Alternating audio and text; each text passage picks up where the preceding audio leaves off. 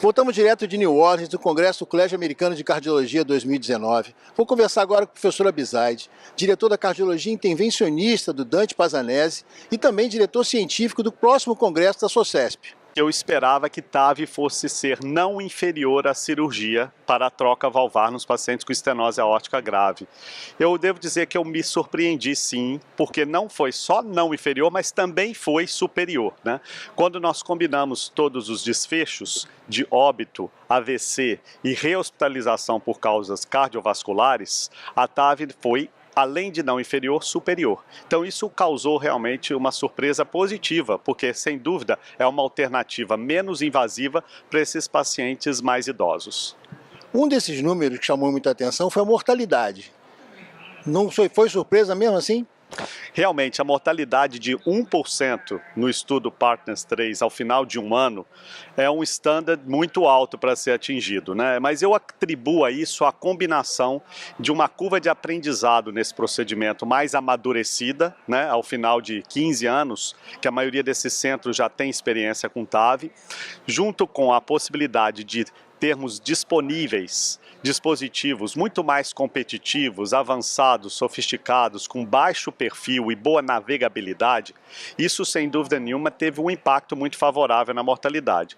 Não vamos esquecer também que o perfil de pacientes é um perfil muito mais de baixo risco. São pacientes com menos comorbidades e isso atribua aí ao fato da mortalidade baixa, mas muito baixa, né? A cirurgia foi bem também, mas 2 vezes mais, foi em torno de 2,5% versus 1% nesse estudo específico, com TAV.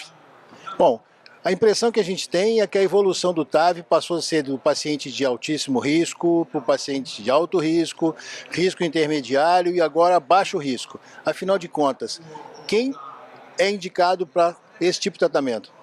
Bom, essa é uma excelente pergunta, né? Eu acho que nós abrangemos agora todos o perfil de risco dos pacientes e nós podemos indicar TAV de uma maneira com maiores evidências e de uma maneira mais segura para a grande maioria dos pacientes que nos apresentam com estenose aórtica. Eu acho que a questão que ainda permanece não totalmente esclarecida é a durabilidade.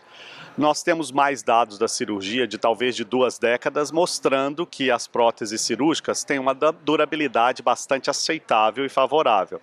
Eu acredito que nos próximos poucos anos nós vamos ter mais evidências de que esse procedimento, a TAV menos invasivo, vai também conferir para os pacientes uma durabilidade maior. Mas vejam que os resultados de um ano em 2 grandes estudos, somando 2.500 pacientes quase, já nos anima muitíssimo a oferecer este procedimento menos invasivo para um número maior da população que nos apresenta com TAV. Eu acho que a grande questão, os pacientes que eu ainda indicaria cirurgia, fica para os pacientes muito jovens, né, abaixo de 70 anos, e aqueles pacientes com algum problema congênito, como a própria válvula aórtica bicúspide, que muitas vezes o resultado da TAV não é tão excelente quanto o da cirurgia. Mas fica a mensagem de que nós avançamos sim com as indicações e eu acredito que esses 2 estudos em breve vão mudar as diretrizes.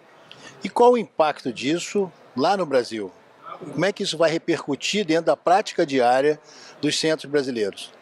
Eu acredito que agora nós vamos ter mais subsídios de indicação, mais evidências, para que nós podemos lutar com as fontes pagadoras, sejam o governo ou as fontes privadas, para subsidiar esse estudo para uma população que eventualmente vão pior com um procedimento mais invasivo, como é a cirurgia. Além desses dados, outras subanálises serão publicadas nesses próximos meses.